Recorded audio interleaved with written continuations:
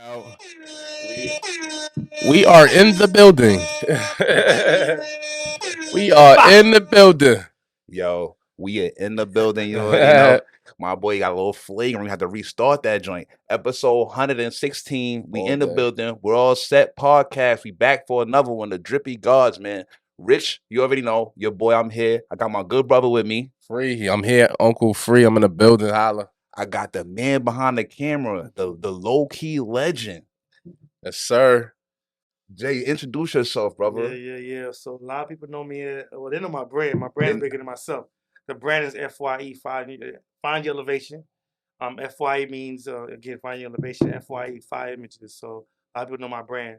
My name is Jay Saint. I'm behind the brand. Yo, FYE. everywhere you go, everywhere you on the gram, any event, everything, you see 5 I images. stay seeing it. So, all right. So I'm gonna be real, right? As a black man, as a nigga that's in the South, I'm seeing 5 images FYE. I'm thinking you mean 5, like this shit 5.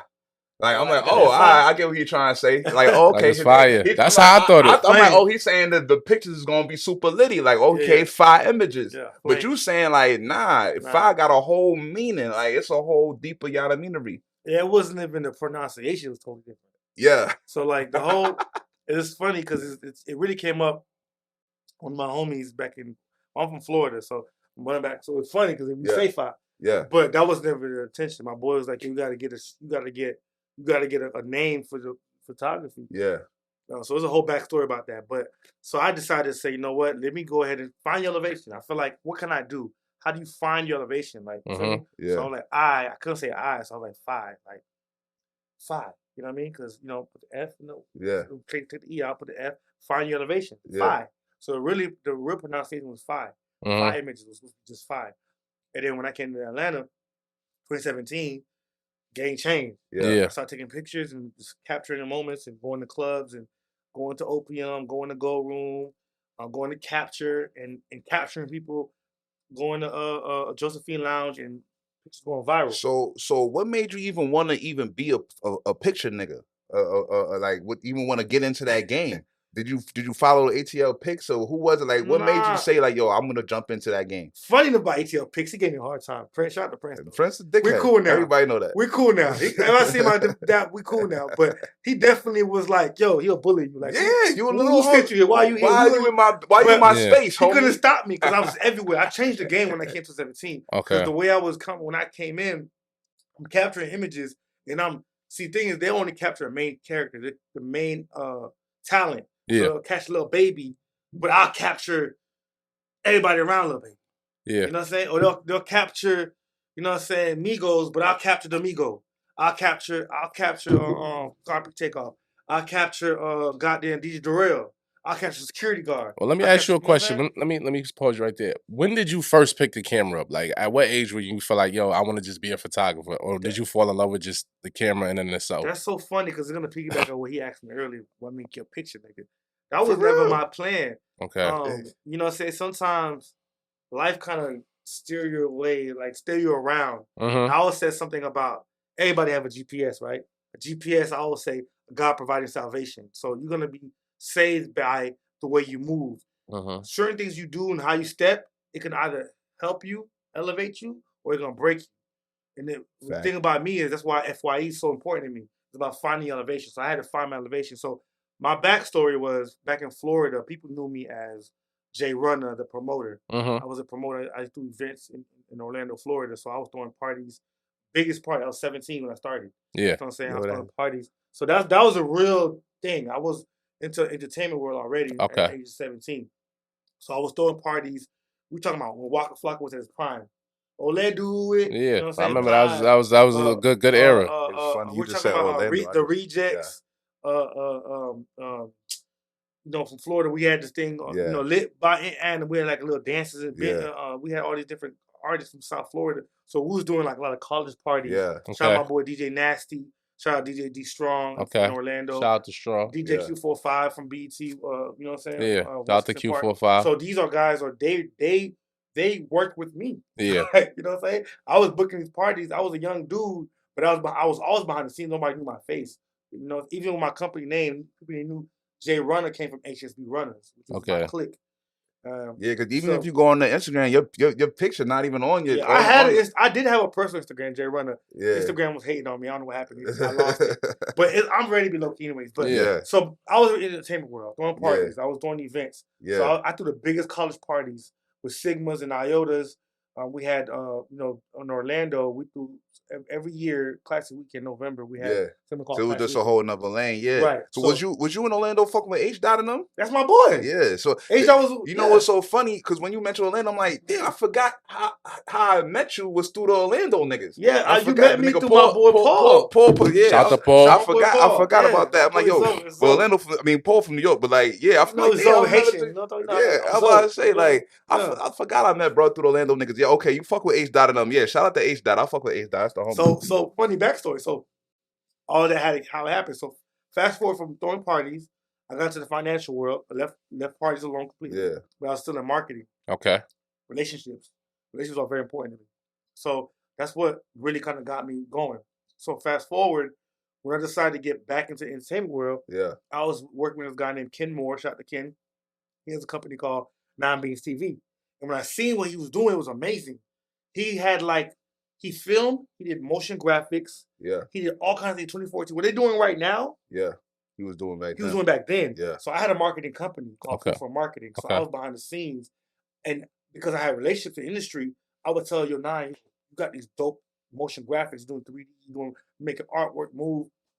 Let's do this, let's do that. So we got our first big motion graphic with the game. My boy the Mechanics, my boy 5-Star Rico, and can't think of his name right now. The other guy from the Mechanics. He's really known too. Yeah. It's all good. Tech, I think it's Tech. Foreign Tech. Foreign Tech is a big producer. Yeah. So we did something for them. And we did a motion graphic, and it was remember when the Yo Gotti drop, it goes down in the DM. Yeah. It go down. When that was like, I think it was 2014. Was that what they Yeah, 2015. So that I want to say 2014. So we did a motion graphic for him, and I ended up connecting with Studio Wild. We did something for him too. Yeah. For him as well. RP Studio Wild. Studio Wild had a record, I believe. Studio Wild is dead. I forgot. Yeah, RP Studio Wild. So we did. That was our first. That was my relationship with 9 Beats TV. So when I was bringing the talent, it connected. Like, yo, I would tell him, hey, let's contact this person. Yeah. This is a motion graphic for them. So we ended up doing interviews with people too, like on the spot. Yeah. So we did interviews with Migos. Yeah. Interview like a lot of them. If you look up 9 Beats TV Migos, you see a lot of videos with Migos that we captured. And I was behind the scenes. I was like the executive producer. Yeah. And we did stuff with Boosie and all these different parties. Yeah. Because I was throwing parties before I understood the relationship. I understood the lingo when it comes to like content and artists. Yeah. And we're talking about 2014. Yeah. Content was big, so every party was out there on the scene, interviewing on the spot. Yeah. You know what I'm saying? Interviewing Migos. So that's how that came about. And then one day, H-Dot was like, yo, he loved everything we was doing 9 Beats TV.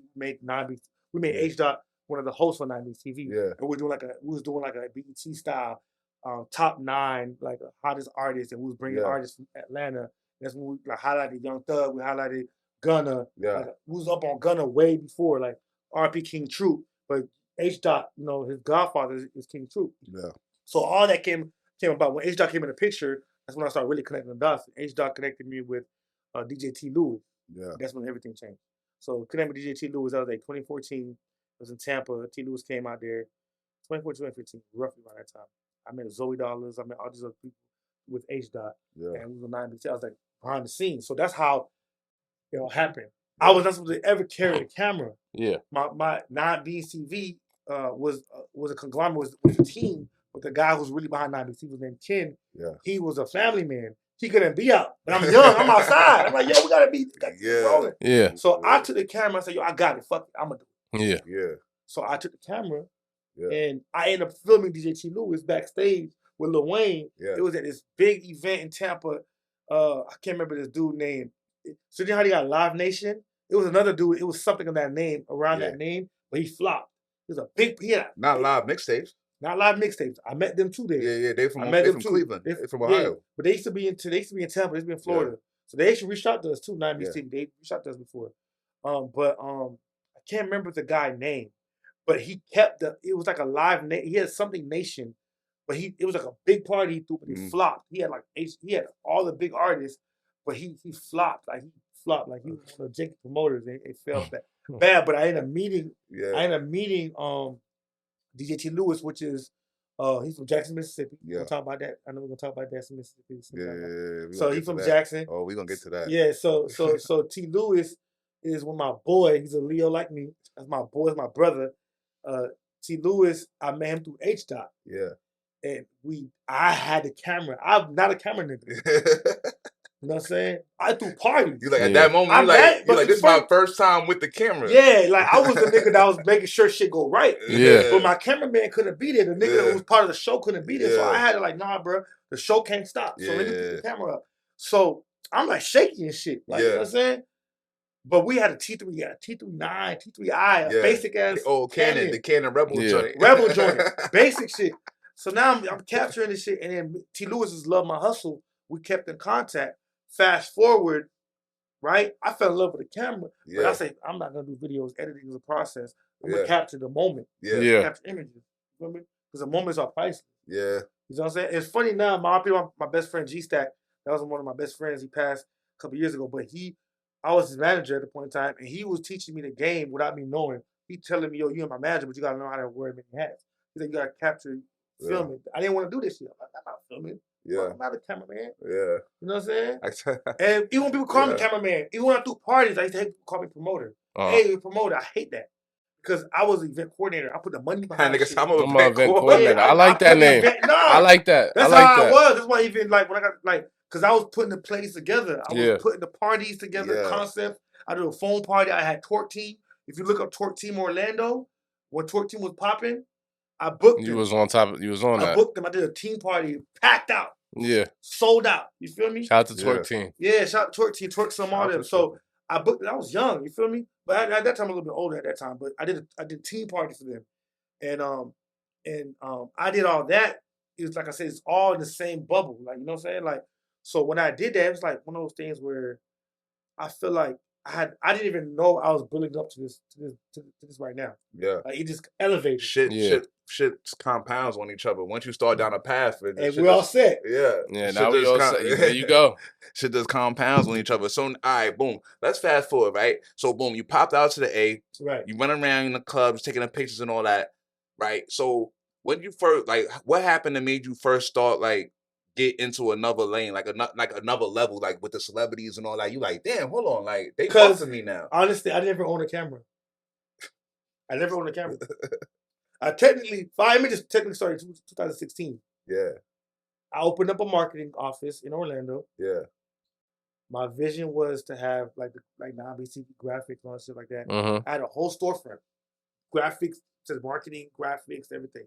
Sat down with tobacco companies. Yeah. Tell them what we could do for them. Show them what we did with the game, motion graphic. We call it infomercials. At 2014, we said by 2016 the game was gonna change. Before Instagram was only doing like 10-second, 30-second video. Yeah. When Vine was still popping. Yeah. Instagram was about to come in the game. I said, yo, this is gonna change. I'm telling y'all. They didn't listen to me. I'm like, yo, I'm telling y'all, it's gonna change. They're gonna do everything's gonna be on your mobile device. Yeah. Marketing's gonna be on your mobile device. So I started a marketing company. They didn't listen to me. Okay, bet. So when I got the photography, I knew because the relationships I built, I knew how I could elevate it. So I kept that relationship with T. Lewis when I ended up 2017. I had another business in South Carolina, and I was bored in South Carolina. Yeah. I met. Shout out to Rennie Rucci. Shout out to what's that dude? I can't think of his name right now. There's another dude from South Carolina. I can't think of his name right now. He'll come back to me. But I met these people in South Carolina. Yeah. And I was like, I know I could change the game. Yeah. I know if I meet the right people with this camera I have in my hand, I couldn't dot. So what I did was my business, I invested. I bought a print machine. I bought a heat press. I had a screen print. I spent thousands of dollars on that. Spent $6,000 on my camera. Lens, I bought an 85 lens. I had a 7200. Yeah. I had a 24-70. Yeah. Like, you feel me? I had the right lens. Yeah. So people who do cameras, they understand the lingo. Yeah. Like these lens, the lens I'm starting with, a lot of people have starter lens, whatever they come with. I've been having to try to learn that shit. I came with the big guns. I've been trying to happen to learn that shit now. I'll be like, yo, this camera shit I came with an 85 yeah. lens. If you're a photographer or videographer, you know what I'm talking about. Trust me, I be trying to figure this shit out now. 85 is a 1.2. I had a 1.2 85 Canon lens. It's like glass. The low light. I don't even need a flash. Yeah. So I'm in the club when I met Mr. So you got the straight drop dope, basically. Come on. So when I came in the game, I said, yo, you know what? If I come in this shit right, I fuck them up. Because nobody's doing what I was doing in Atlanta. How I came. The way I was shooting different. Because, you know, ATL Pics, they have the 7200, but I'm coming in with the 85 glass right in your face. Right on the nigga. I can be there, it's gonna look like glass, no edits. It look like should look crispy. We just took some pics from home and his shit is fire. This shit crispy. No point in 10 5 images. So yeah, that's the whole point. So listen, this shit's fire. T. Lewis, he was DJing at. I'll never forget that he was DJing at the Reef. Yeah, damn, wow, throwback. A Reef used to be the vibe. DJ at the Reef. But before that, he was at another spot. I can't think of the name of the spot right now, top of my head. There's a spot and Cardi B was there. When I came to Atlanta, I'm like, yo, Atlanta's a black Hollywood. So I see how the game was. It was going so fast. T. Lewis was like, yo, I got you, I'm gonna connect you. But the funny thing about T. Lewis, I didn't connect with him in Atlanta. Yeah. I see him in Tampa the first time I met him. I connect with him when I was in LA. I was in LA and I bought my camera and I knew he was gonna be in LA. Yeah. See, here's the thing, he's the kicker. Here's the guy. This is what I'm gonna teach 2023. It's about the art of relationships and the art of the moment. Yeah. I invested in myself. So I spent thousands of dollars on the equipment, right? The camera equipment, the body, and the lens. And I got the 85 lens. Because I knew it was gonna be glass. I knew none of these photographers had that in the clubs. Nobody was doing that. They were shooting with 50s and 24-70, if that. Yeah. You see what I'm saying? Basic ones. I had a 1.2 light, like low light. Yeah. You know what I'm talking about if you're a photographer. Yeah. So this things I still didn't know, the technical shit, but I knew when I rented it, because my mentor at the time, I'm watching what he was getting, so I was getting it was gonna be glad. Yeah. See, Lewis was in LA. I said, oh, he's in LA, bet. I got the money. Yeah. I flew myself. I had another business. My business making 6 figures. Yeah. You feel me? A whole other business. I'm a whole other hat. I can't talk about that right now. But that business is a legitimate business. Yeah. But I was making stupid money at 24, so you're like, 25. Pop out. Young kid, like making money. So I'm like, I'm investing. Nobody else gonna book me. Yeah. So I'm like, I'm gonna be there at the right place at the right time. Nobody at the right place at the right time. So I flew myself to LA. Yeah. Met up my boy Whoop-de Whoop. Shout out my boy Whoop-de Whoop. You know what I'm saying? My boy perform. He be with EXO. He be with Nav and all them. Yeah. That's my boy right there. That's my brother right there. So so that dude right there connected me with Nav and all them. Yeah. I'm with them boys. I'm rocking out with Nav. Yeah. Nobody knew who Nav was at the time. Nav was a producer turned rapper. Yeah. You know what I'm saying? Going crazy. You know what I'm saying? Which Nav reminded me of a speaker knocker. You know, South Carolina, obviously speaker knocker. Yeah, his voice, his sound is like a speaker knocker. Yeah. But he's a brown boy. Yeah. You know what I'm saying? Producer turned the rapper. That's how speaker knocker is. Producer turned the rapper. Okay. So I connected with Whoopty, and Whoopty connected me, and I was in LA. So now I'm in LA. T. Lewis hit me up like, yo, you got your camera with you?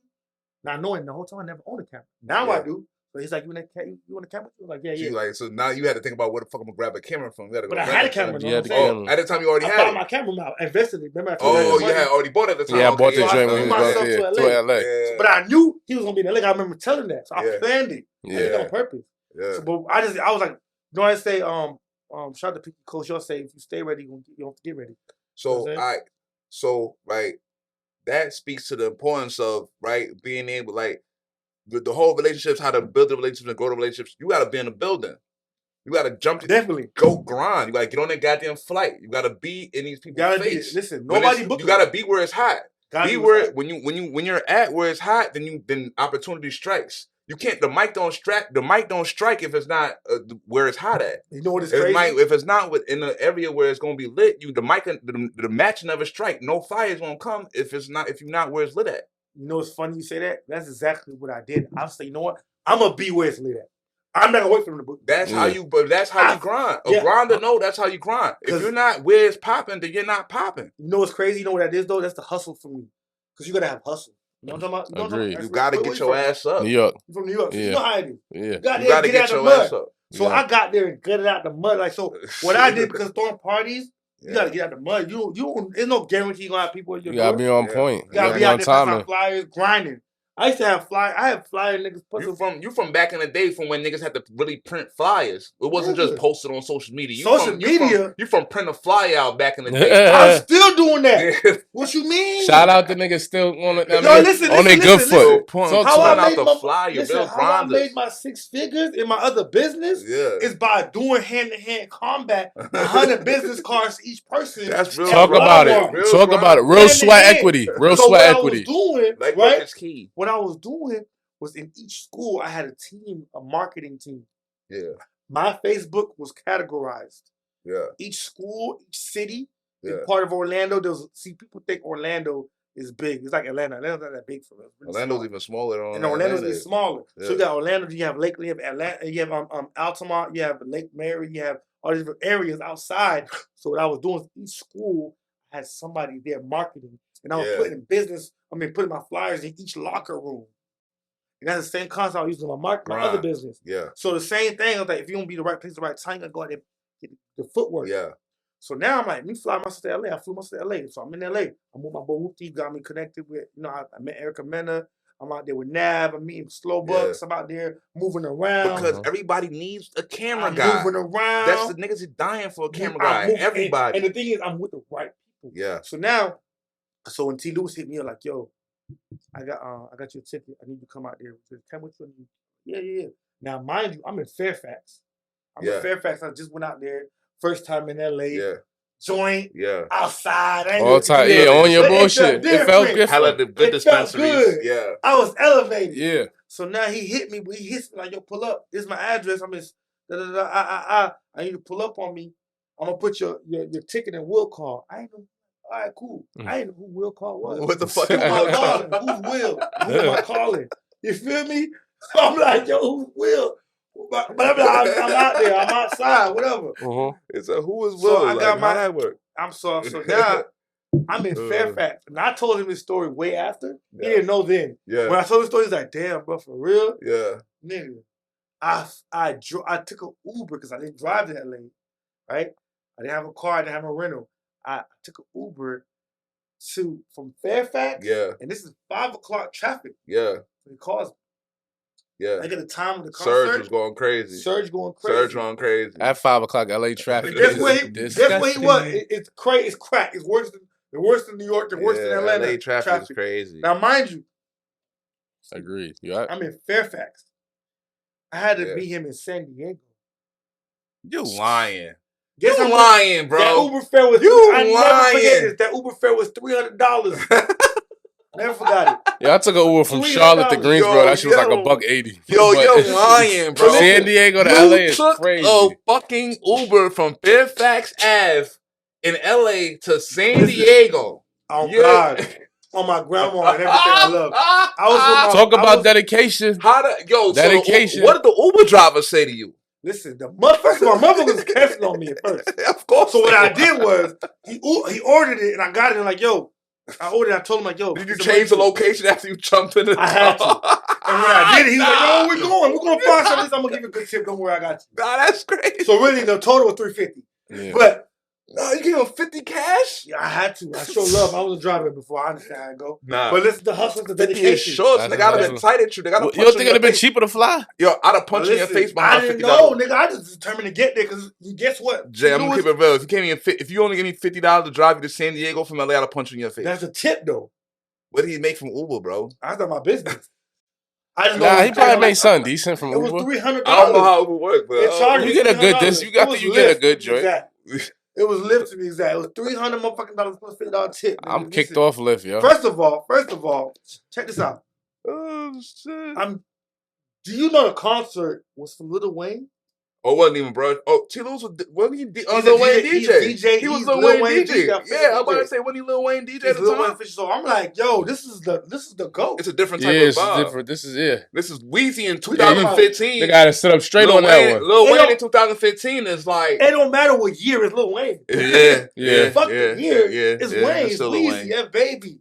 Yeah. He said a baby. He grew. We're talking about. He part of our child. He part of our whole life. Listen, my culture, everything around me. Yeah. Lil Wayne is Lil Wayne. Like, come on, man. It's Lil Wayne. Y'all follow me. Shout out to you, Weezy. You're definitely like Young Money. He doesn't get enough flowers. Yeah, he really come doesn't. on, Young Money. Listen. So when I found out that was going on, and shout out my boy, Shot by Wolf. I don't know if y'all know who this guy is. It was me and Shot by Wolf, a young kid. Yeah. He's doing crazy right now. Grindr. Shout out to Wolf. Shout out to my other nigga Wolf. He do videos too from Harlem.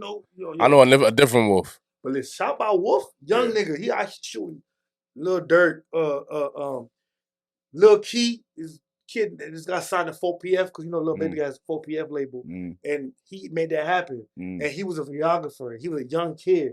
It was just us two black kids out here doing what we gotta do. I was older than him clearly, but he was a young kid. Jit, like not even older than 17, bro. He was a jit. Shout to the youth. Shooting. Shout to the youth. You feel me? So we out here. I'm like, who's the other dude? We shooting for Wayne. We on tour with Wayne, and I'm shooting. You know what I'm saying? Yeah. It was a game changer for me. So I captured that shit. At the time, I think Tez and Tim was still his management. I remember. Shout Tez Cortez. Shout out to Matt Main. It was just a lot. They didn't even know me. I really came because of T. Lewis. Yeah. And I met the drummer. There was a drummer. He's a cold drummer. And T. Lewis. They was doing their thing. That's all Wayne had. The drummer and Wayne DJ. And T. Lewis DJ. And you Wayne come out. And you got right. And you got super capturing the moment. You going bro. crazy. Capturing the moment. Yeah. And fast forward, T. Lewis connected me in Atlanta, and he's like, "Yo, I'm gonna connect you." You know what I'm saying? In Atlanta, he introduced me to he's called himself the Clark Kent. I can't think of his name right now. His real name. Y'all know who I'm talking about. But it's like once he's seen how hard you go, once he's like, you know what, this nigga right here, he's good. Like I know. Y'all know OT. Y'all know who OT is? I think it's OT. OT. King OT. OT Genesis? Nah, no. He's a promoter. He was doing Mansion, and I met him through T. Lewis. Yeah, but it's like the off the shirt. But I just want what I'm trying to get through to the audience and everybody watching the value of a grinder. Yeah. Like the value of going that extra mile, putting your ass out in the wind and floating in the wind and putting your money in your grind and your heart behind some shit. Like the fact you went that hard got you into that much more spots. When he seen how crazy, how hard you was willing to work and how hard you grind, he like, yo, I got this for you. Now I got that for you. I got this for you. I got that. That's how life works, though. Not facts. I mean, it was when it was at a reason. So he was pushing you to T. Lewis. Now he calling niggas back in the A. Like, yo, I got somebody. I mean, he making the shit happen. I'm literally in the club. I met my boy. Damn, bro, my bad if I can't think of your name right now. My bad, I'm on this drink right now. But it was one of my boys. He's a bartender. Why? LJ. Yeah. My boy LJ. Yeah. He's a bartender. Shout out to LJ. He was my boy. He's a bartender. He used to work at Sweet Auburn, dope ass restaurant. That shit right up the block. I used to love that restaurant. Yeah, that's LJ. Yeah. LJ is my son. Yeah. You know LJ. Yeah. R.I.P. Big Paul. Man, shout out Big Paul, man. I used to love his restaurant, man. R.I.P. to him. When I found out he passed away after COVID, man, it broke my heart. Because that man. Yeah. Talking about Saturdays. Shout out to Paul, young Paul and Pastor. Shout out to young Paul. Those are my boys, man. Paul been on the episode before. Yo, Paul's my boy. So I met Paul. He's the homie. He's the reason why I sat down, connected with Gunner, with H. Dot and all that situation. That's a whole other story too.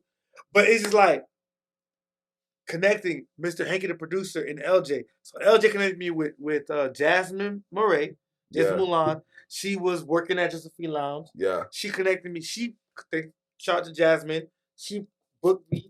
All this is to T. Lewis.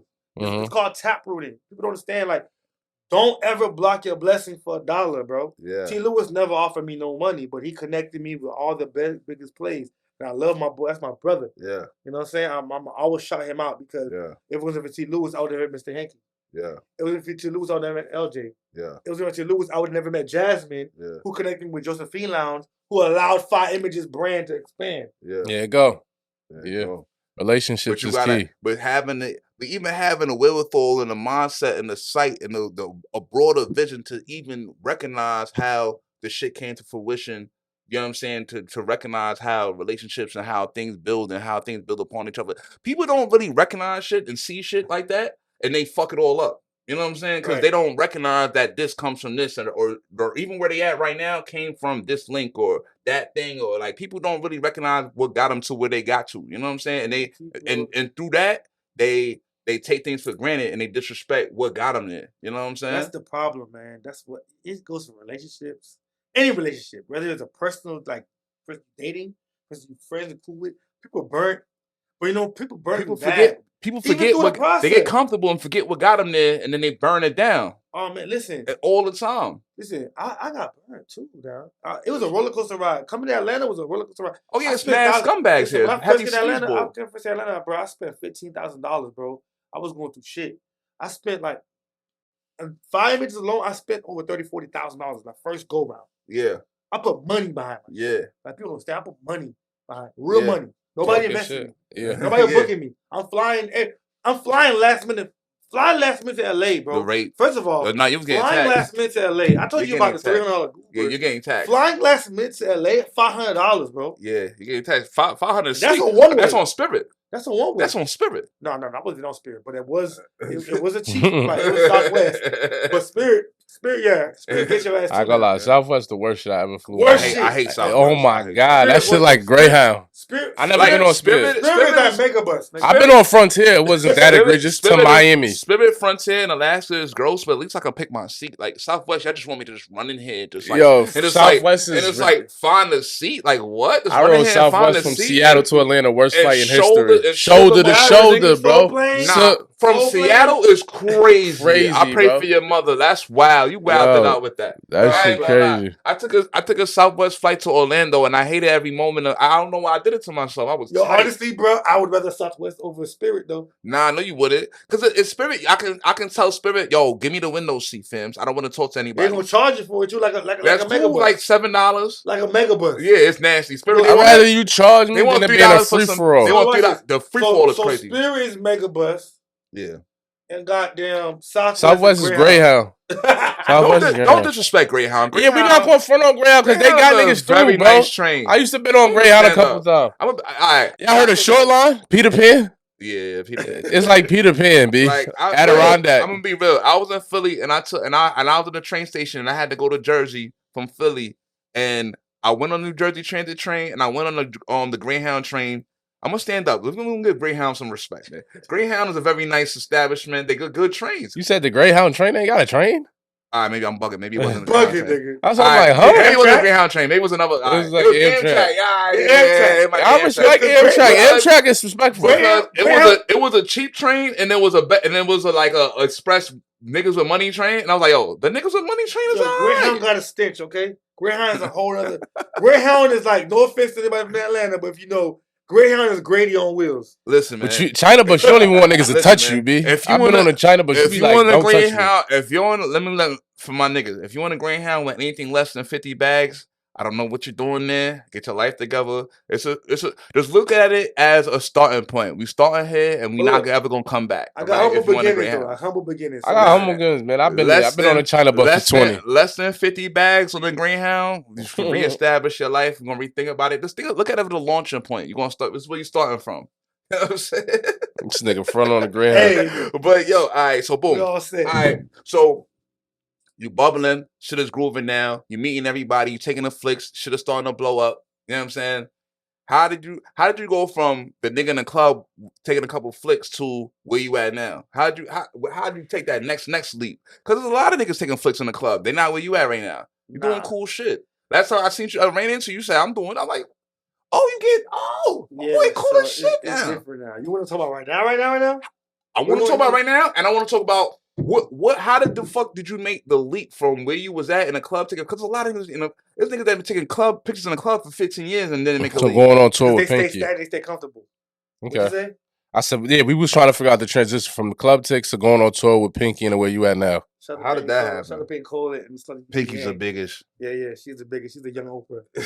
Imagine Oprah calling you. She's young Oprah. That's a whole other story. I want her. That's a whole other story. I want her and Dave on this couch one day. It's gonna happen. It's gonna happen. I already know. You know, it's Jay Saint on Slutty Vegan. So Jay Saint at sluttyvegan.com. Yeah. Oh, I'm official.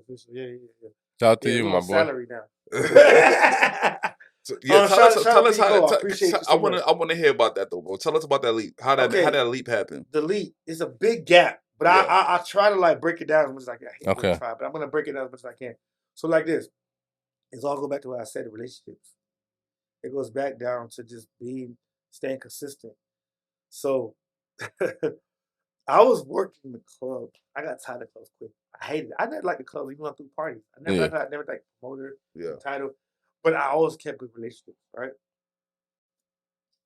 So what happened was me staying consistent, me keeping the connections. Mm-hmm. I kind of give you the backstory a little bit. So what was going on was, what was that show? BMF. When Okay. BMF came out, they had like a release party. Mm. The release party, I came out there. My boy John L. Young, shout out my boy John L. Young, not Jay Young, my boy too, but John L. Young, that's a homie. John L. Young. He's on the well, how you do Wu? I don't even know how the Wu-Tang sign. I don't know how to do Wu-Tang sign. The Wu-Tang sign, whatever. Yeah. But he was on Wu-Tang. He was on Wu-Tang, the Wu-Tang TV show. She's on Hulu. Yeah. Hulu. Yeah. My boy John L. Young, he plays as Jizza. Okay. So he was out there. My boy his name right now, the bouncer, Furman's twin. Yeah. One of the well-known bouncers. He was out there and went out there. I want my camera, being camera ready. I wasn't booked. I came with my boys captain. Just we out there. We in the building. I'm catching Soraya. Shout out to her. Yeah. Soraya. I'm capturing all these She's a tank. Yeah, that's one of my clients too. Shout out to her. Do some dope stuff. Yeah. So, I catch this dude. I didn't know who he was. He just happened to be around Diamond. Yeah. Not Diamond. What's the other good name from Crime Mob? Princess. Yeah. Princess from Crime Mob. I forgot. Bow Wow was there, and I'm capturing. There's a lot of people there, but I'm capturing. That's so funny. All right. That's funny because he's at. Anyway, they be doing, it's the industry. It's the industry, bro. It's the industry. It's the industry, bro. Everybody fucking everybody, man. It was really in my head. Y'all can edit that part. It's the industry. I ain't editing nothing. I'll put it in there. So it was Bow Wow and my boy Two Lewis, not T Lewis. Yeah, Two Lewis. I didn't know who he was at the time, but he was cool. I captured images. Yeah, and he my Instagram with contact. We kept it cool. Fast forward, people I think of Trouble passed, and we connected close since then. Because he didn't know how close I was with Trouble. When Trouble was one of the first artists I connected when I first came to Atlanta. Shout out to Trouble, RP. When I first came to Atlanta and I seen Trouble, then we had the song Brick. It's a Brick. Yeah. Came out. But from Florida, it was Thief of the Night. That's what I was known for. I know him for that and Zilla and all the projects he had. So when I seen him face to face, and I walked up and shook his hand, I was like, yo, you gotta respect the real nigga when you see one. That's why I told Trouble. So me and Trouble was cool. Trouble booked me. But it was like family. It wasn't even like a client. Yeah. So me and Trouble was cool. So when Trouble passed, Two Lewis was the first person that called me and we talked about it. He broke down and what happened. It was just hit me so hard when it happened. Because they seen I made the post and when I found out what was going on, I posted like, damn, Trouble, I couldn't believe it was real. We just chatted Friday prior to him dying, passing. We was talking about how only you Trouble could put a micro daily like that. We was talking about it, we was laughing about it. Yeah.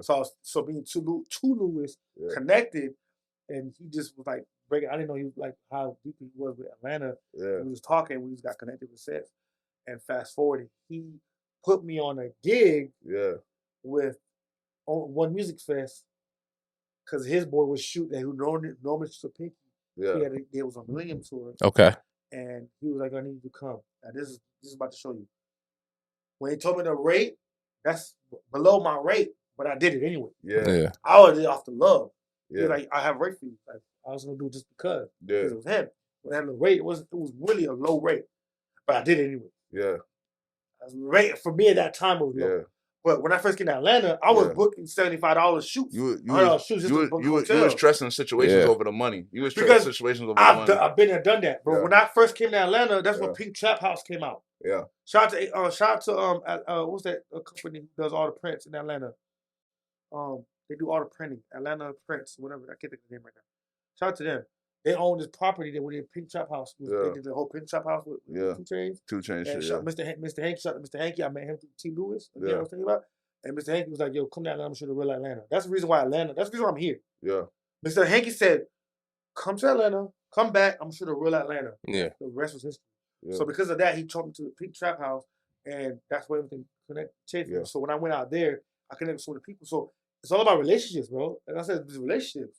So I remember when I was coming out there shooting for Dolo Dorsey, shooting for $75, $100, $150, whatever I can get, to just to book a hotel to stay here longer because I was living in Atlanta. When I first got Atlanta, I didn't live here. I was coming from South Carolina where my business was to Atlanta back and forth. Because Because at the time I was done with Florida, but I was in South Carolina on my other business.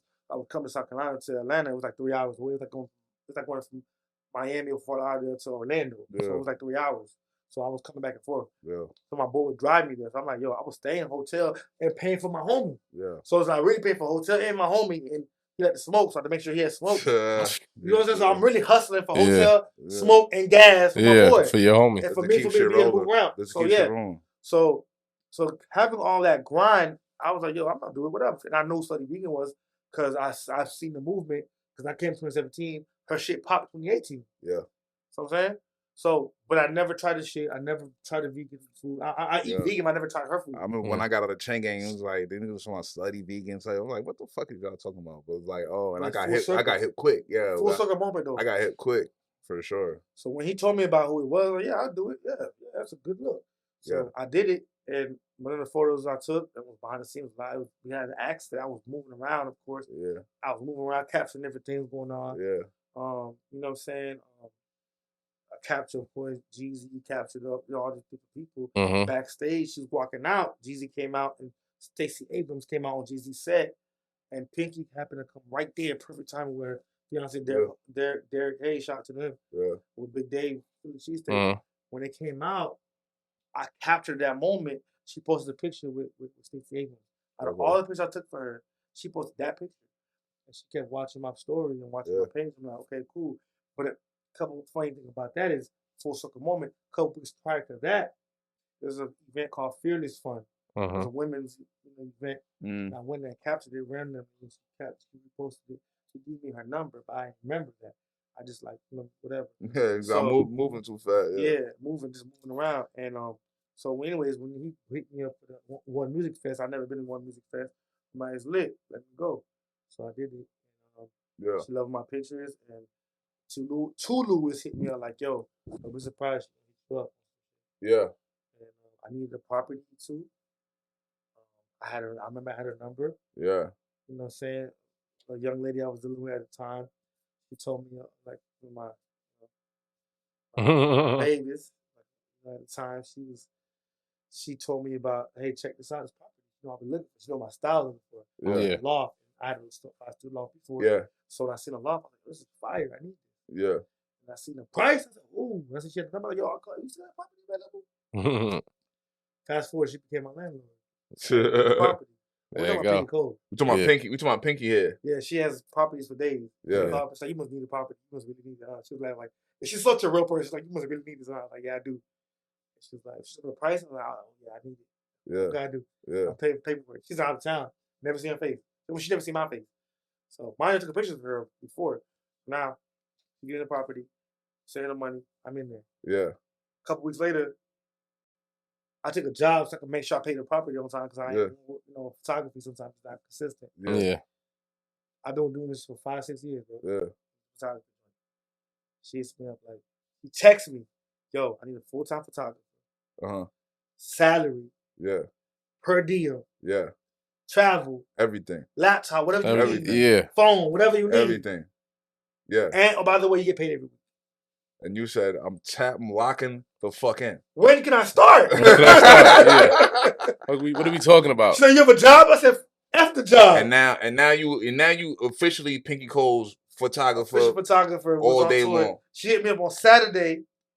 And then, hold up, wait. Pause for people that's not in the knowings. Pinky Cole is the CEO, big homie, black queen over the entire Slutty Vegan brand. If you're under a rock somehow, Slutty Vegan is and Bar Vegan. Slutty Vegan is the #1 plant-based burger spot in the world. Franchise in the world. Yeah, basically at this point. You know what I'm saying? She's like the hot. She's the new Oprah. Of the vegan.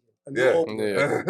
And she's a super inspirational speaker. I honestly feel like Slutty Vegan is forcing. Shout out to the Deltas. And she's a Delta. Yeah, shout out to the Deltas. She's a Delta. Yeah. You feel me? Shout out to the Deltas. The way she moves is crazy. Like, listen, I've been blown away. I'm like, yo, how she thinks? She'll give you an idea off the top of her head. It was just crazy, like being around that. It was amazing. Yeah. So not only did she book me that, she told me that Saturday. Yeah. I was like, how soon can I start? I dropped my job. I didn't even call him. My bad, Amazon. Sorry. Yeah. Amazon too. But well, so I it even was call like, it because I was out. come on, because I'm doing what I love to do, Yeah. and on a consistent basis, I can Yeah. still I'm grow. out of here. And I got other things going on in between. Yeah. I got 5 apparel, I got 5 360. You feel me? I got 5 Yeah. studio law. So I got other things within the FYE brand. Yeah. Already moving, right? And now this right here consistent. With Yeah. I'm running with the young Oprah. Yeah. The Popra. Can't beat it. Come on. Can't So when she beat hit it. me Saturday, by Sunday she sent me everything. By Monday I'm flying to New York. Out of here. It's lit. Out of here. I'm in New York for a week. I'm Outta catching goddamn play from Kid and Play. Out of here. Crazy. So, all right. Now it's super lit. Yeah. So what do you see like for the future of your whole situation, 2023 and beyond? Like where you see it going? And it's funny you say that. Are you putting little homies under the wing? Are you putting little new camera, new shooters under the And wing? you know it's funny you say that? Are you recruiting a gang? I see the thing about it, I am gonna do something different. I'm going to do coaching. Okay. And it's not gonna be about about camera equipment and lenses. People always hit me up about reaching out to people. Like they DM me like, how do I reach out to this person? Please start reaching out. My thing is organic. It's not forceful. Get outside. Like shout out to Pretty V. Shout out to the whole gang of Pretty V and Pretty V. She called me directly and thanked and congratulated me for working with Pink because they're cool. They both Jamaican. You know what I'm saying? They're real cool. She congratulated me. Yeah. She called me like, yo, I'm so proud of you. Yeah. We talked about this. You know, she always gives that's like we're like a family. Yeah. So it's like a family, then you work with another part of the family, they're all happy for you. And Pretty congratulate me. You know what I'm saying? And it's one of those things where I've been there. I actually did the whole photographers under me 2020. Yeah. You know, that's when we met around 2020. Yeah. I had my studio loft. Okay, yeah. And I put $80,000 in payroll paying photographers. And niggas salute to that, yo. Yeah, salute but they didn't get it though. But niggas was playing. Salute to that, yes. Yeah, salute to the idea. Okay, got to the vibe of it, but niggas bullshit. They was bullshit because they didn't understand the intricate movements when it comes to running a business. Copy. A lot of creatives are have shitty work ethic because they are creative. Yeah. But they don't understand business. Yeah. A lot of creatives have. That's the difference. A lot of creatives have horrible work ethic. Yeah, they have horrible work ethic. They're not grinders. They're not getting moneyers. They're great at they're creating. But they're at creating. But most creatives that's why I had to put so much under my own when I do because I hate creatives personally. Me and creatives don't rock because they don't get money. Like y'all not grinders. Y'all don't be about a schedule. Y'all don't be about me and creatives is always beefing. I don't want to be beefing with my creator. This might be a controversy because people, and that's the thing too. Because okay, so I'll say this. This is the one thing issue that people have because I'm a photographer. Like I want to see. I spoil people because when I get to Atlanta, let's start there. I changed the game. Let's start there. Yeah, I changed the game. Talk about it. They could not. They don't have to give me credit. Nah, listen, I be seeing your namesake all over a lot of shit, bro. Before my name was even my name. Yeah, I mean, when I came to Atlanta in 2017, it was ATL Pics. Yeah, it was ATL Exposed. Is that the same shit? Or is it different? No, it's another one. It's ATL Pics. It was I can't think of their names right now, but they know who they are. Yeah, it was key photographers that was outside. Yeah, that was known. It was an old dude. Was it 7 days and 7 nights or some shit? It was one of those things. That's in New York. That's New York, 7 days. But it was one of those things. I can't think of the name right now. It's blank. It's very blank. But the thing is, what's popping that net? Yeah, all that nasty. It's one of those things where they shot a certain way. Yeah. Big ass logo in front of the thing. Yeah. I was just doing that. Yeah. I'm capturing live in the moment shots. I don't want you to look at me. Yeah. And I'm capturing important people. My capturing is random people. I'm not the one. People will hit me up to shoot me. But if I'm going to do that, I'm going to charge you $20, $50, $5, $50, $100. I'm not going to lie to you. That's what I'm doing. I ain't gonna you should join. If I'm going to do that because I hate it, stop and take a picture. For what? Yeah. I'm not even focused on you right now. I'm not taking a picture of Lil Baby and Marlo, RP Marlo. Yeah. I'm catching other people around. Lil Baby DM me when I first started 2017. When he dropped, that's my dog for sure. Yeah. His first debut was at Josephine Lounge this Sunday. Yeah. And my boy told rocking with your ball. Yeah. Shout out to Lil Baby been rocking with your ball. No. East West Photos. My boy East West Photos. He was there shooting him at the time. He was his main photographer at the time. Toured. And Lil Baby DM me, I ain't know it was him. He was _1. He was like, yo, the picture's fine, let me get that. Like, I said to Marlo, but I ain't know really him. You know what I'm saying? But I You probably know, been in the game with that too. Josephine on Sunday, that's your bond. That's ESCNT. Yeah, that was at the time when I was there. It was since Sundays at the time. It was Jabbar and it was Dorsey. Yeah, it was Jabbar and Hezzo on them. Collaborated. No, they still doing that shit. Yeah, so so that was doing that, and all of that is just. Because I tried that, been there, done that, bro. I did the thing with the photographers, you know, and I put money behind them. They didn't understand the grind I had to put in. Yeah. And I'm a type of person. Okay, you good at photos, that's cool, but you better at videos. Yeah, that's what I was doing. So, that's how you put the team together. Grateful. They didn't understand I had to pay their taxes because they were W-2 workers. They understand my business background had to do with financial, so I understand what to do. I didn't give them 1099. I gave you as W-2. Y'all know photographers out here. Like, if you're a regular photographer out here, they're gonna pay you $150, $100, $200. They're not paying you no more than that. I'm sorry, that's how they're gonna do you. Yeah. Club. That's nothing. Peanuts. Yeah. Call that in Creole, we call it pistache. It's peanuts. You know what I'm saying? So for me, when I have a Josephine Lounge, I had a certain amount to charge them, and I had a video, but he kept down the prices and trying to make me work more for the money. You know, he had me $10.99. He was just paying me cash, like he wasn't doing what I did for the photographers. Yeah. Nobody doing that. So I had him on. So imagine I have 5 photographers. I'm paying your taxes. So if I'm running a payroll, let's say it's 5 of y'all may get paid bi-weekly. But if it's $2,500 total for 5 of y'all, I gotta pay them $25 on top of that. It's $5,000. I'm pay double because I gotta pay taxes. Yeah. So they don't understand that process. They have to pay for the studio, which is $2,500. I gotta pay about the shirts, I got the business cards. All that I was buying black truck. I was getting black trucks when they pull up. They're putting up fire images. Parking lot concert when COVID was going on. We were the hottest thing popping. Parking lot concert, you know what I'm saying? Yeah, I remember the parking lot. I'm getting y'all all the access to exclusive things that nobody else can access to. Like, multiple places, and they didn't understand that process. So the team thing was been there and done that. So I'm not gonna do that no more. Yeah, but I will do internship programs, internship coaching. But I want to do coaching and teaching you how to build a relationship. Yeah. But for me moving forward is the coaching. I got my 5360, which is the 360 thing you're gonna party. You see that thing? Yeah. I got the 5 apparel, the 5 merch, 5 elevation. Look out for the merch. That's all hard. That good shit. So that's hard, bro. Pretty much that, and then just I actually do plan on have a little. I like the little podcast. My first podcast, by the way. Yeah. First time. Put your face out there a little more. Yeah, I'm my face out, but I do get plan. In front of the camera. I do plan on you know what I'm saying. I do plan on getting that route as far as elevated conversations. Mm-hmm. I have so many relationships with people in the industry. I want to be able to have that conversation. Exactly. That's dope. That's how you put it. That's how you bring it all full circle. All full circle. But yeah, that's pretty much it. That's dope. And just keep keep fucking. Yeah, go ahead. Keep fucking them up on the magazine tip. I did my first major magazine publication. First cover. Yeah. Clap for that. Shout to you. Shout to you. That's hard. Don't tell them, but we respect that. It's one of the magazines, one of the oldest black-owned magazines. That's hard. They're making shout to that. That's hard. It's gonna be a crazy research. Shout to elevation, man. Shout to new heights. Shout to that. Shout to that. Shout to cover placements and more to come. Yeah, more to come. And it's funny because I manifested all this stuff. Because in 2020 I had an interview with Sheen magazine. You see it if you type in Sheen magazine, you type in FYE. It's talking about how to elevate, how you elevate. And they asked me about who you want to work with. I said Diddy.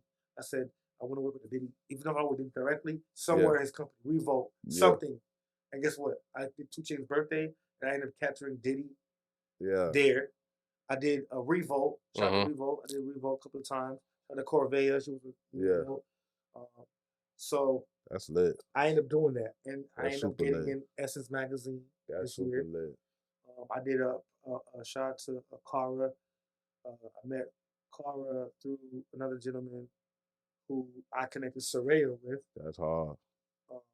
So I know how to connect the dots. Yeah. That connector. That's hard. Your whole situation, your whole story is just a story of a true grinder and building on top of relationships. And you never know where your next step would be as long as you dedicate it to your craft and you keep on bubbling, B. That shit is dope. The relationship got me on Essence magazine, dog. That's different. I did a campaign shoot for Jergens. One thing always leans on another. Y'all know Jergens? Come on, man. Damn baby. That's some type of lotion. Nigga doing wild baby lotion. Yeah, I mean, Come on, man. Jergens with Essence. All right, boom, right. We gonna get into, you know what I mean? My brother Freeze segment, bro. You ready to get into talk that fly? Oh, yeah, we We're could do gonna that. We could get into my segment real quick. Yeah, You know what I mean? I was just admiring my boys come Yeah. up and all that. Yeah. I had a lot of different ways I was gonna go to. You know, it's my favorite segment. We're all flea. We talk about what's going on in the fashion world. And you know, today was, you know, it's Christmas time, and in the black community, it's a big weekend on shoe release. And I know 90% of y'all niggas is gonna go get the patent leather 11s. Them joints is nasty. Shit's is trash, bro. You know what I'm saying? Like, I'm here to say that. You know what I mean? Like, them nasty shit's not red it, bro. top. That red top is trash, bro. Top Like, try something different this year, bro. Like, you don't gotta look like everybody else that's like, you know what I'm saying, happy to get the 11s, bro. Like, I get it. You know what I'm saying? But let's push back on Nike and Mike for them niggas to feel like they could just keep giving y'all the same shoe every Christmas for the last 30 years, bro. That's crazy. And they keep doing the same shit. Like, we get it already. Like, patent leathers, they was fire. Like, let them shits rock, bro. Like, I'd rather them not come out with the shoe for like 10 years and me see a nigga with a fresh pair and I'd be like, oh shit, I heard you. But like, you don't have to get the white and red 11s, That's B. real. You know what I'm saying? That's my world fleet. That's what I want to dedicate my time to. Those aren't necessary. Like, they not even like that. It's just trash. They got the red on the top. If they'd have made them all white on the upper, I could have respected it a little bit more. Stand up. But the red on the top is nasty work, bro. Shit just, we're not doing those. So keep looking. You know what I'm saying? There's other options for your Christmas shoe. It's getting cold out. Constructs. We talked about that. Beef from Brock's, Timbs, whatever you want to do. Yeah, I mean, play it back, Black Timbs, however. But like, you don't have to go Jordan white and red 11s. Like, it's not the end all be all. B. It's other shit out. Yeah. So that's how I want to end my segment. Yeah, we're going to take a break. We're going to pay the advertisers. We're going to be right the fuck back. We coming back second half. You already know. Free, thank you for smashing those 11s. Some shits of dirt. We coming back second half. We talking about prom, Dub in Jackson State. Britney Griner's in the building for the War of Death. I mean, the Merchant of Death. Least Scumbaggery. Well, set 7. You already know the vibes. All Kells is putting shit out. It's crazy this week, man. There's a lot going on. Holla.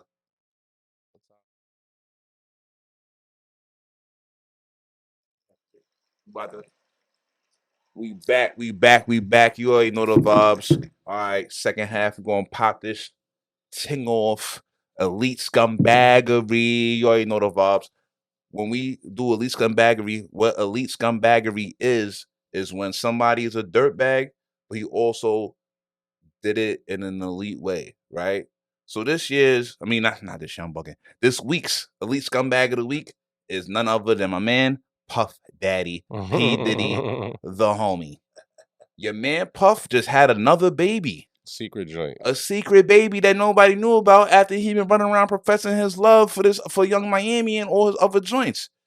Shout to you, Puff. You're a dirtbag, but you're elite with it. We're going to stand up. Nothing but respect for you, brother.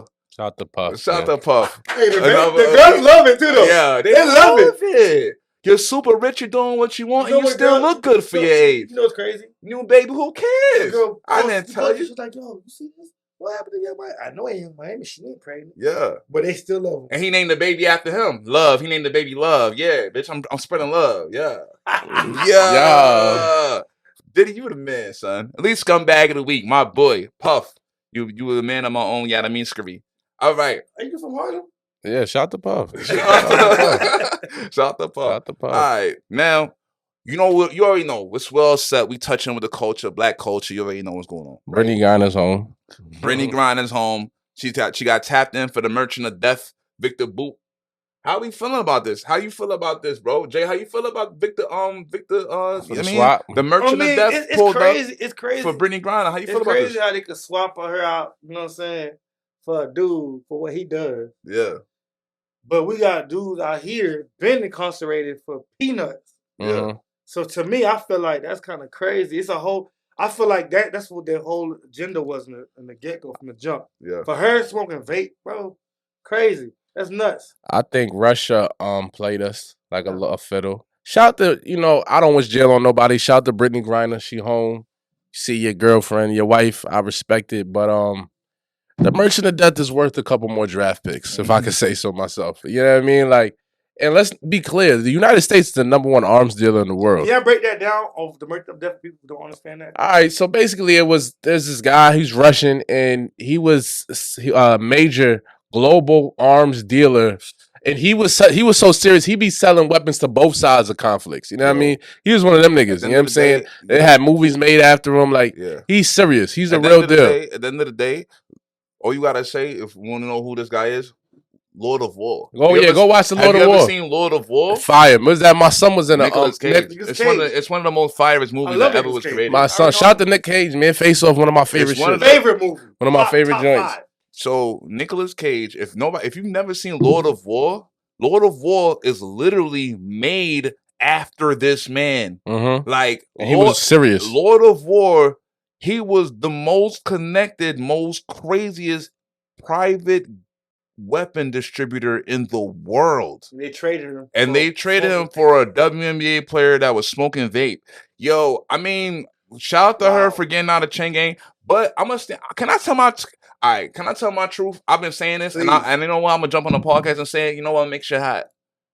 I don't think none of this is real. I don't think Britney Griner was ever locked up. I think all of this is political theater. This is all just shit to get emotions rolling and get shit drummed up. What? I don't believe Britney Griner was ever incarcerated. Britney Griner plays for a team in Russia. Britney Griner has Russian connections. I don't think they really had her in no prison in Russia. I feel like they had her at her Russian apartment that she lives in anyway and backed her out for a couple photo shoots. You know what I'm saying? And like this was just a whole hullabaloo. See, it's political theater. I watched. I was big on the entire war is political theater. I was always on political theories and things like that. But I would say this. I would agree to disagree. I feel like she probably was incarcerated, but I feel like they differently plotted on her. I feel like they used it on as an example. I agree. I feel like they knew what it was. They knew what they was gonna do. Yeah. You know what I'm saying? The penalty was overly harsh. They did that. They tried to. It was a political ploy for sure. But I don't think she was ever locked up. I think this whole shit was bullshit. When the other man was in office. Yeah. This whole setup. This is not the first time she flew into Russia with her vape.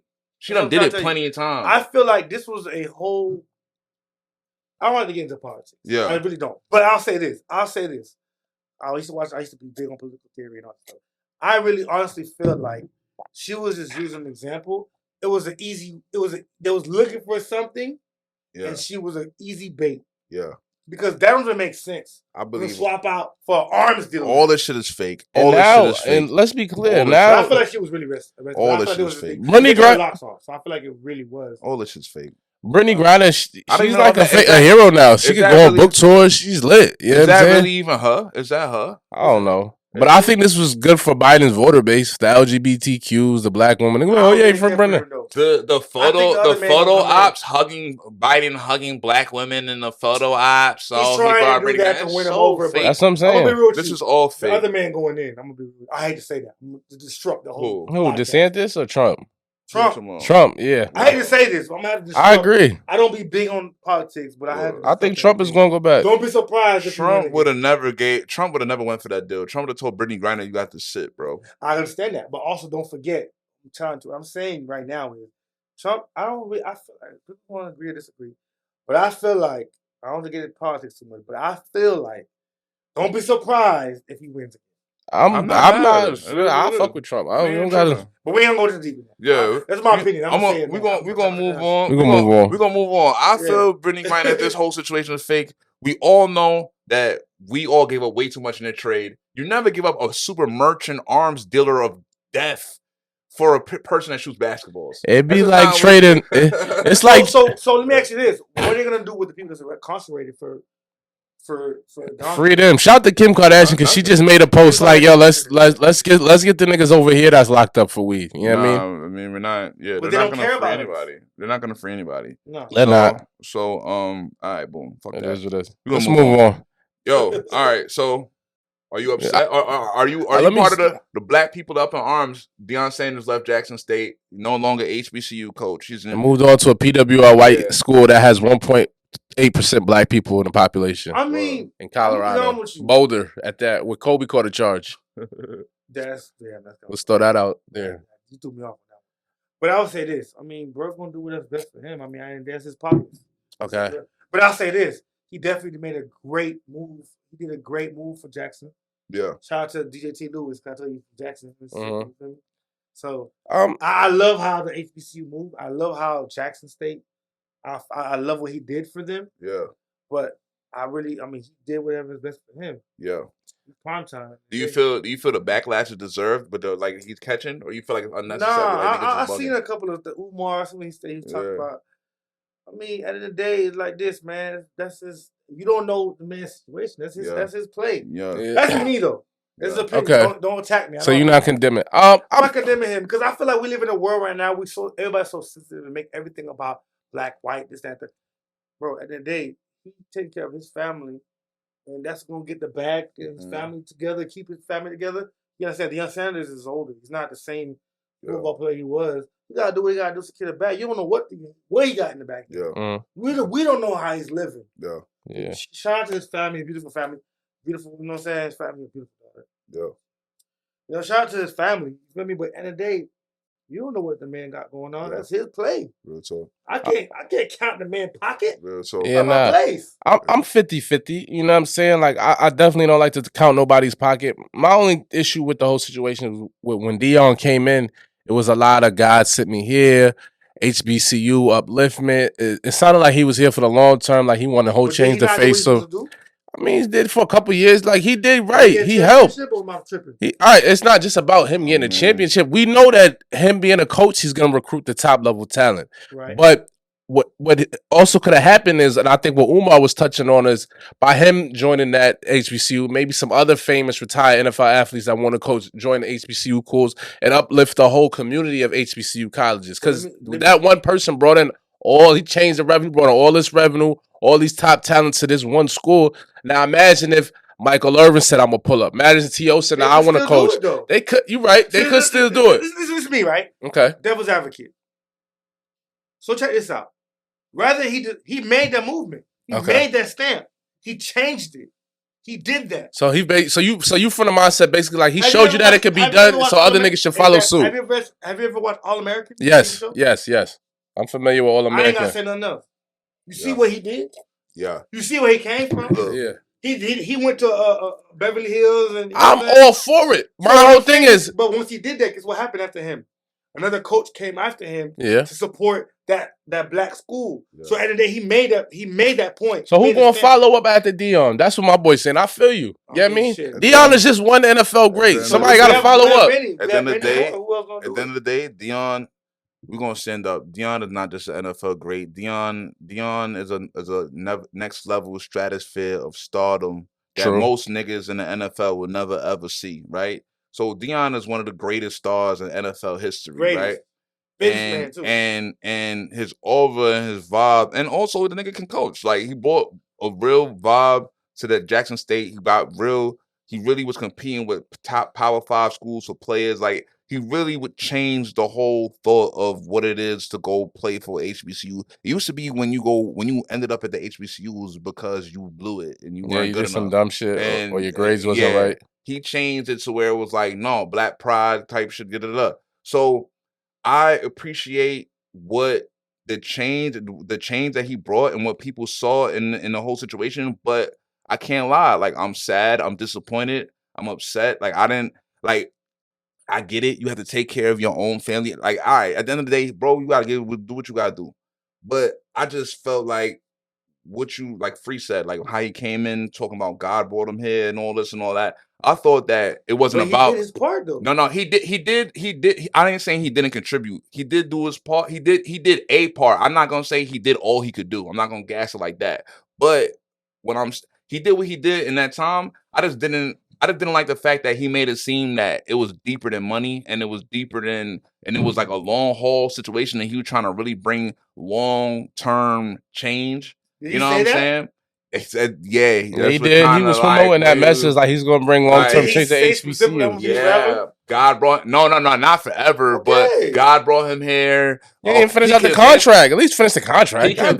He convinced, and then another issue, the one of the biggest issues I have is like, you convinced major 4- and 5-star athletes to change the whole trajectory of their lives, bro. Yeah. You convince these young men to change to not commit blueprint. To not know, like, he took young men Niggas in high coulda school, went to Georgia, 4 or 5 stars. Alabama. You could have been at you could have been at Florida State. You could have been at Georgia. You could have been at Alabama. You changed your whole trajectory of your life to get behind Deion Sanders and his movement, and then he left you. Just to transfer to nasty ass Colorado, who's 1-11. And now you're sitting here. What the like? If I was gonna do that, who wants to follow a nigga to Colorado? I could have went to Georgia for all that. That perspective, I just changed my whole life to follow you, bruh. And you just took the bag and left me. So that perspective, I understand. You got to. However, I'll say this though. That's what I'll say. Right? I'm in Florida. I'm shout to FAMU. You know what I'm saying?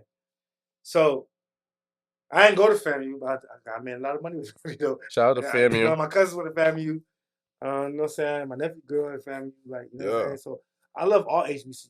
You know, I love that. So I get it. I understand why we as a culture feel some type of way. However, because he made that leap, it's prime time, man. He is short, but it's business. Because you understand, he had a strip club in Atlanta. Must be the money. Right? Must be the money. He is prime time. He had a strip club in Atlanta, right? Oh, yeah?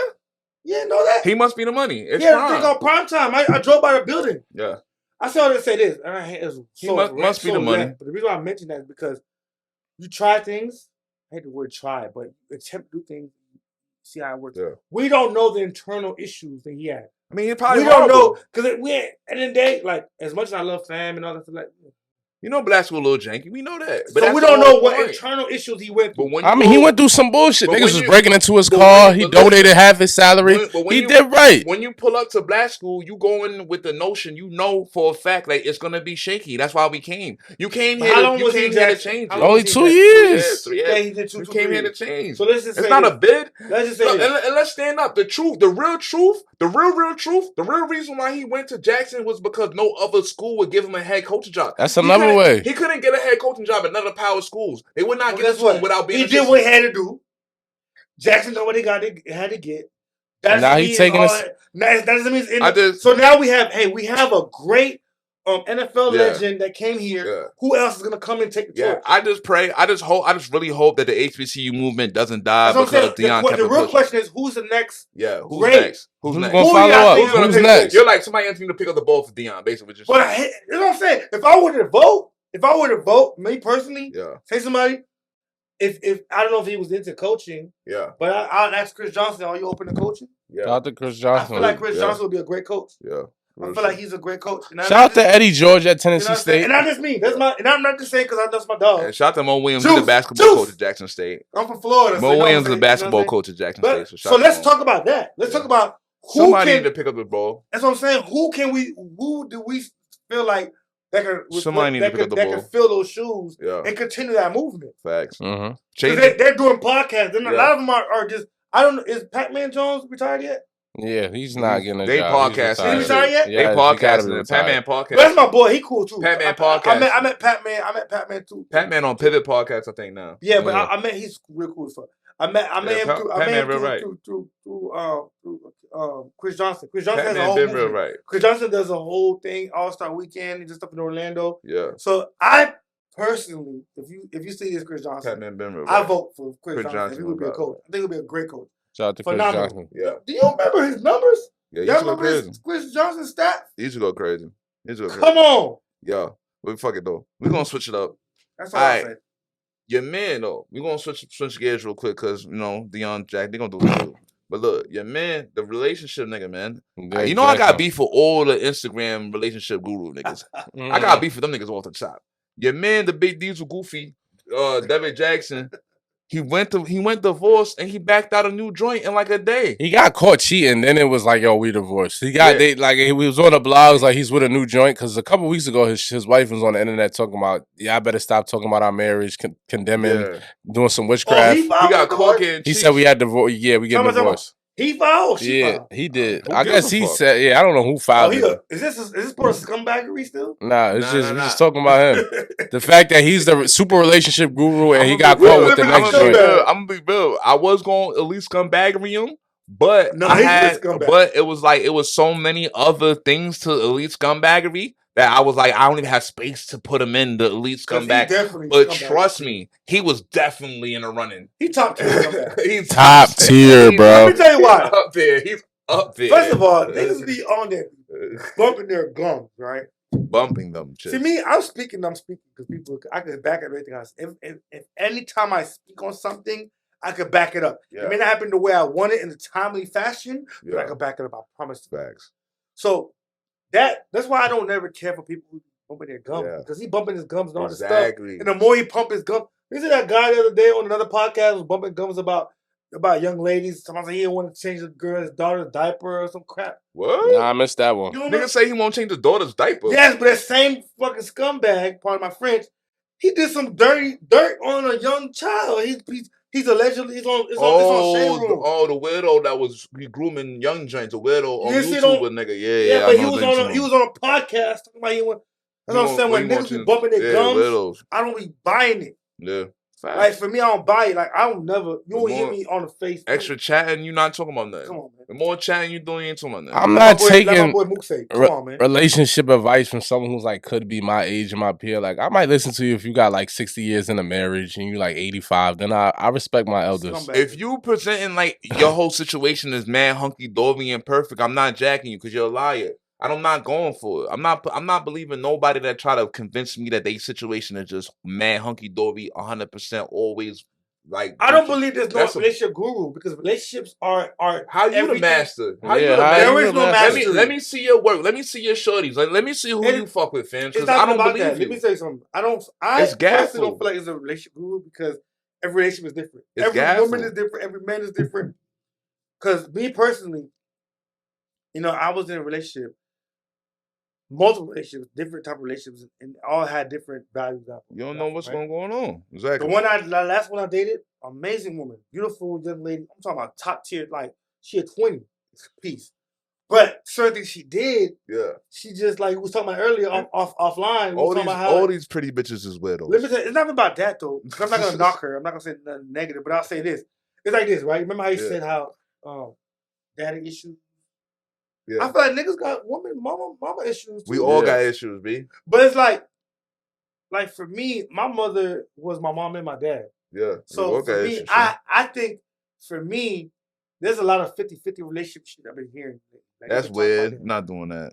But I feel like they've been taught. I feel like in a relationship, every relationship is different. Yeah. But I feel like whatever relationship it is, you guys have to be in sync. Yeah. It has to be you guys in one. Can I say personally, like, I don't agree with 50-50 because I'm not here for a female to like think that she has 50% of the opinion in this. Like, this is a one person car's driving. Like, I lead this fucking boat. So I'm not about to split shit because I don't want you to think that you have 50% of the input in this shit because it's not happening. You know what I'm saying? Like, get behind me. And a lot of men, like, I'm gonna be real. I'm gonna criticize the men on this. A lot of men come with 50 and expect and like have this weird delusional shit in their mind just because I'm the man. Now I lead. Like, nigga, if you're not leading with everything else and you cannot lead verbally, you cannot lead fit. Like, it doesn't work that way. You know what I'm saying? What's your thought on that, Free? I agree. As far as like you can't. Like I'm not. You come with shorts and then think you run shit. Niggas be delusional. Niggas is delusional with that shit. You can't come with shorts and then like, oh, my shorty must submit to me and shorty must follow me. Bro, so you're a clown. You're a bozo. I'm gonna be a devil's advocate again, right? So check this out, right?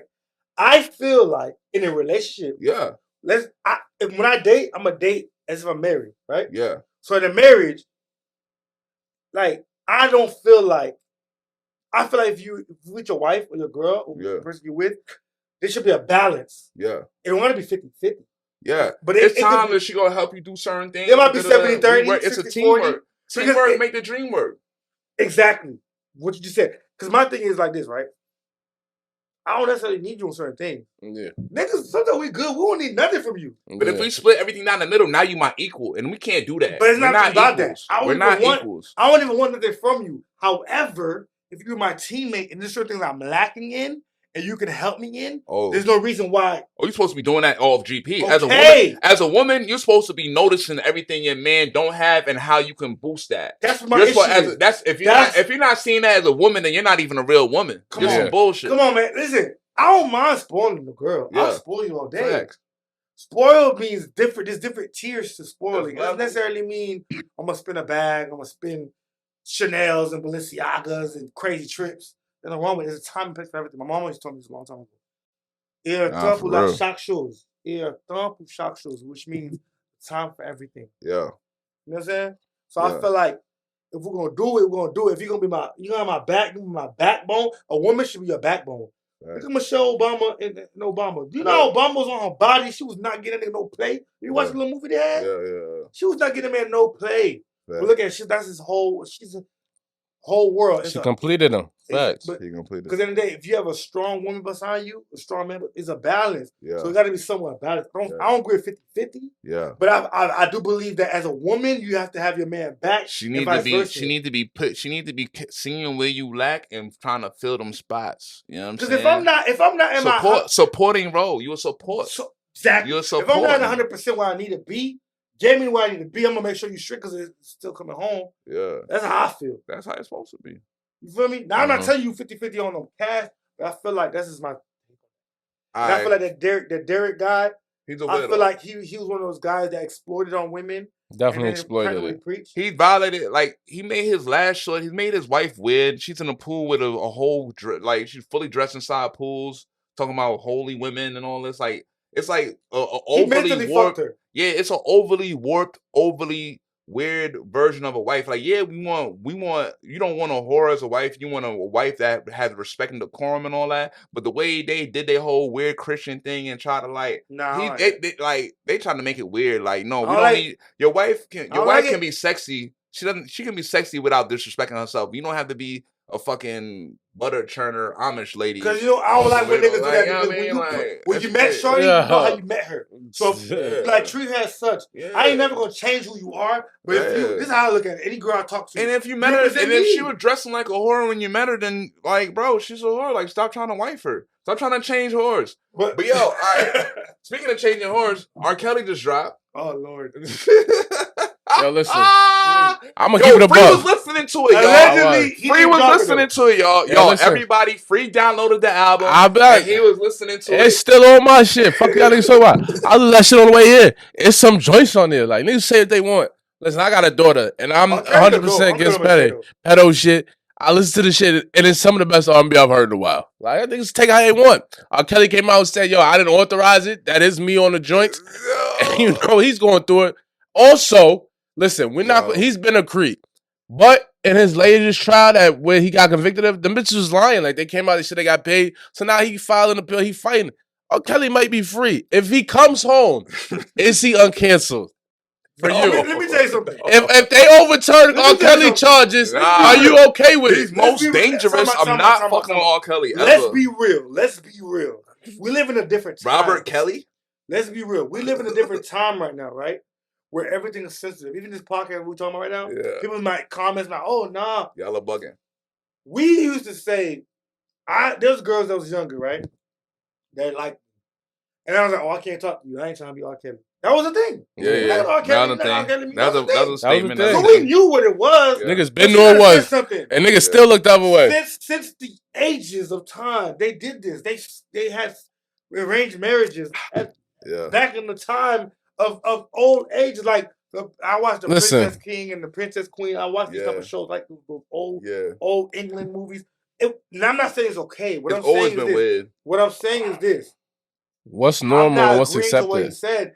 But I'm going to say, what he did, but I'm going to say right now, R. Kelly is undeniable, one of the greatest R&B artists ever. I want to look at the camera.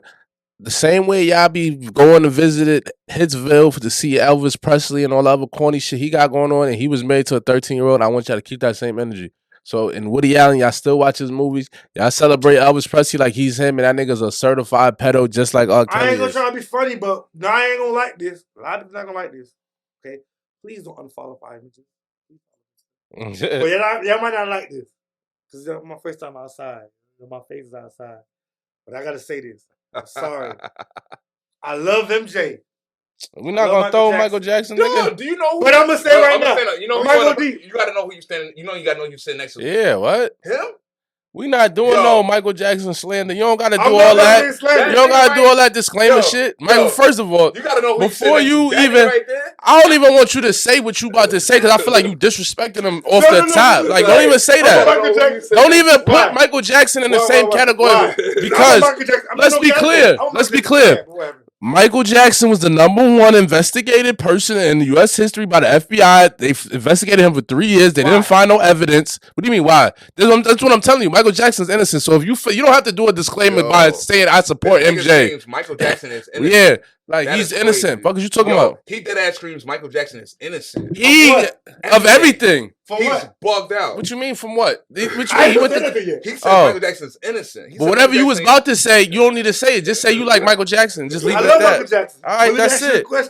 And I don't think he touched no kids, bro. Whoa, I didn't even say it. I ain't said that. I don't think he did. I'm saying it. Nigga, fucking got talking about. Nigga. I stand by Mike Jack. Y'all niggas is crazy. Listen, I love Michael Jackson. Yo, man. What? I'm a Michael Jackson fan, but what I want to say is this. This is all I was going to say.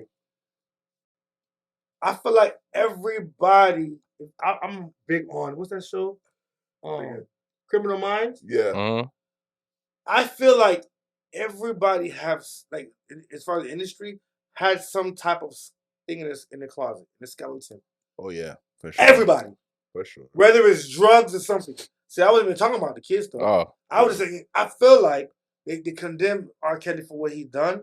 But I feel like everybody has something. Look at Richard Pryor, the comedian. You know when they throw you under the bus when you have something that is so valuable that they can't fake. They have to extract your wealth. Look how they still selling Bill Cosby shit. The reason why they sent Bill Cosby under the river and why they sent R. Kelly under the river because they're too powerful. They have publishing and ownership and shit that they can't be broken. Like they're too powerful.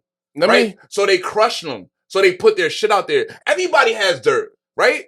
So, but everybody has dirt. Everybody knows everybody's dirt. They put it out there when you're too powerful. The Michael, black man that becomes too powerful. And I don't want to spend too much time on this, but the Michael Jackson slander train, this shit started way back in the 80s. When he got the power. Soon as he bought the Beatles catalog in '85, then they said, all right. That's when the weird shit started coming. Oh, he sleeps in oxygen chambers. He's buying elephant bones. Listen, then the kid shit. When you're black and you power up, I think they bleached him. So when they look back at history books, he looks white. When you power up, when your skin tone. Yeah, but Michael, yeah. Yeah, but that girl with my godmother got that shit. The model girl, he's the one to be balanced. He want to be balanced. We're gonna say what we want to say about that, but at the end of the day, when you black. With a lot of power. And when you black in the game and you do things to make yourself more than a pawn and more than an artist goofy pawn, and you do things that make you a power up and make yourself a boss, that's when they come for you. Mm-hmm. You know what I'm saying? It is what it is. But so why they ain't come for Jay-Z yet? Because he's working within the system. And he's working within the system. I think Hope's working in the system. Hope was definitely within the system. Oh, they definitely come for Kanye. Hope is working. They went for Kanye. But why do you think Jay-Z hasn't said not one thing about Kanye? Because Kanye is Jay-Z's mouthpiece. Kanye is the wild dog that Jay-Z lets off the leash when it's time to say certain shit. Kanye? I know it's not part of it, but Kanye is Kanye. I fuck with That's what we're thought. We fuck with Ye. This is a pro Ye podcast. I feel like people are coming for Kanye, but I feel like Kanye is really a genius. This is a pro Ye podcast. What Kanye is doing now at this point, he's just trolling. He's fucking with people. He's trolling. It's not about trolling, but he's trolling now. Kanye West is really like Kanye versus everybody. Remember that thing with Detroit versus everybody? You know? Yeah. About Kanye versus everybody. But I feel like really people coming for him. He's just doing the shit that they can't. Like we team Kanye and we team Kyrie over here. I rock with Kanye. You know they do that shit on purpose. Like Kanye's just putting. What did he do that was so bad though? He told the truth. He told y'all the truth about. You're not allowed to talk about the Ashkenazi Jews. He told the truth about the contracts, how they own. So he didn't say anything wrong. They're literally. You're not allowed to criticize. They're literally redistributing slavery through contracts. But we know this. It's redistributed slavery. It's remastered slavery through contracts. It's the same way with jobs. And the things you do. This is what we doing. This is why. It's all about your mindset. If you can open your brain up, you will see that you're a slave under. You know what I mean? The thing is though, right? Kanye West is a free thinker, free speaker. Now we live in a world where I feel like we can't even speak on certain. We can't say shit. Can't say Jews. And that's why we created a platform. I ain't saying now it. we live in a world. I ain't saying it. Y'all just saying it. I feel like it's not even about Jew, whatever, because that's a whole. I ain't touching that. It's about beside all that. Okay? Yeah. Whatever you believe in your belief system, and whether you You know what I'm saying? We can't say nothing. Yeah, 5. Hold up, chill, 5. You're gonna lose a deal. You're gonna lose a deal. You're gonna lose a deal. You're gonna lose a deal. You better 5. chill out. It's still early. You're gonna lose a deal, 5. Hey, he talking about the Jews. They gonna be like, hey, oh, we're gonna lose a deal. We're gonna lose a deal. All right, we're gonna wrap this joint up. We're gonna get in our favorite segment. We're all set. We're gonna wrap this joint up. All right, we're all set. We do a segment at the end of every episode called We're All Set, where we say we're not jacking what we not feeling. You know what I'm saying? I'm gonna start it up. I'm all set on Fat Joe. You know what I'm saying? Like, Fat Joe's running around telling mad malarkey, making up stories. You'd have thought he invented rap. Shit crazy. He's just saying a lot of goofy. And, like, the new checks is getting his head spinning. I don't know. He's just telling white people anything. Don't listen to Fat Joe. You don't think what he says? Fat Joe is making shit up. His memoir. I didn't even know he was wrong with Diddy. No. Fat Joe is valid. As far as his life, like his actual Did life. You know he was with the Buster situation? Yeah. All right. Fat Joe is real right? Fat Joe. He's around Diddy and Biggie? TS, all that. Yes, Fat Joe is valid. His story's valid. But my thing with Fat Joe is now he's putting on extra sauce on top of his story. Uncle Luke came out. The other day he tried to take credit for Khaled. He tried to take credit for Pitbull, Trick Daddy. So you don't think Khaled was with TS though?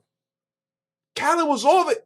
You know how lit Khaled was before Khaled got with TS? The TS Khaled was like a short moment. To Khaled, what? The grinding Khaled did. No, Khaled didn't grind. For him to try to take credit for Khaled is crazy.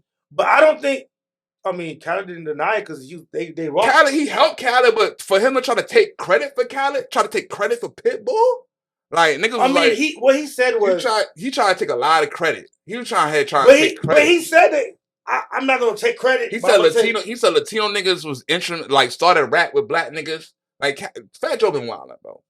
He has. So you all set on Fat Joe. But I went to his memoir show. I was in New York, in Harlem, in Apollo. Yeah. And we had, what's the guy, Stephen A. Smith? I was there. I was actually at the show. Oh, man, don't get me started on Stephen A. Coon juice. I should have been on set on you, Stephen A. Wait, hold on. But I was actually at the show. I was there. I was shook. I didn't even realize how involved Fat Joe was. Fat Joey Crack. I didn't know how involved he was with Busta. He's a part of everything. He's a part of anything. But I'm not gonna say maybe he didn't have to say something he said, but I don't take away from his involvement or being around there. Yeah. But he did admit that I'm not gonna say I put him on. Yeah, but I didn't mention. But he gaffled some shit. It's all good though. Fat Joe, I'm all set on you. All right, free. What you got? I just want to take the time. You know what I'm saying? You know, I always talk about shit that we all set on, but I just want to take the time to shout out my aunt Shelly. She passed away. Whoa, I'm all set on. You know what I'm saying? I'm not gonna say that maybe if I had health and the diet was different, she could have prolonged the cancer, but. You know, I'm all set on niggas just continuing to put poison in their body. You know what I'm saying? I want niggas to be more cognizant of how they eating and how they moving because, you know, my aunt died at a really young age. She had a lot of life left. You know what I mean? My cousin was only 19. I was his mother. So, you know, it's just really, it's a bad situation. And, you know, I'm just all set on just negative diets and how the whole propaganda, how they tell us to eat and what we put in our body in. I just want the whole community to just start being more aware of that, you know what I mean? Because I feel like a lot of diseases just comes from how we consume shit and what we eat, you know what I'm saying? And if we just try to make our body more alkaline and, you know, people look into that, I think we could, you know, live a little bit longer. So I just want to shout out my Aunt Shelly, beautiful woman, beautiful black lady. We're going to keep it going for you. We're going to hold your legacy down here. Yeah. And that's how I want to do my world set. You already know. Sorry if you lost, my brother. My condolences. Nah, no doubt, no doubt. Jay, what you all set on, brother? Woo! Close us out, man. Close us out, good brother. What I'm all set on. Big Five, the biggest homie at the you know what I mean? Got that fire. Like pretty be safe. Got that fire. What I'm all set on people withdrawing with no deposit. Okay. Yeah. Niggas always want some shit. They just take You ain't bringing nothing to the table, champ. Put something back. Yeah. Add, please. That's relationships. That's personal relationships, business. Bring something to the table, champ. What can we do? Because you gotta be more than pretty face and pretty pussy. Bring something to the table. You gotta be more than for everybody. Shorties, niggas, whatever the situation is. Everybody needs to bring something to the gas. Listen, it gotta be a balance. Yeah. Yeah. It gotta be a balance. And I feel like that's what I'm all set on. I'm all set on that because like where I'm going now, we elevating. We elevate. We went to a whole other level. You got to bring more. You got to bring substance to the table, man. You got to.